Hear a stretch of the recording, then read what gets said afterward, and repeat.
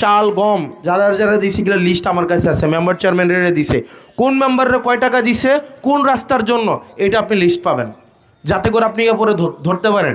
এটা টিআর কাবিকে যারা এটা কাজ করতে 15 দিন লাগে। সুতরাং আপনি তো দেখবেন যে আপনার এলাহাবাদ ইউনিয়নে, যেমন এলাহাবাদ ইউনিয়নে আমি যদি দেখি,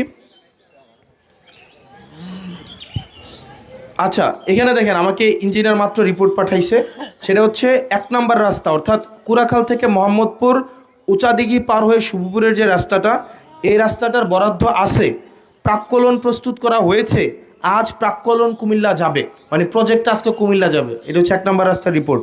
আর 2 নম্বর রাস্তাটার রিপোর্ট হচ্ছে 2 নম্বর রাস্তা, অর্থাৎ চরবাকর থেকে আলাহাবাদ হয়ে নবিয়াবাদ মডেল কলেজ পর্যন্ত যে রাস্তাটা, এই রাস্তাটার রাস্তা প্রশস্তকরণের কাজ চলমান আছে, আছে আছে, মানে কাজ স্লো, কিন্তু কাজ স্লো। হ্যাঁ হ্যাঁ।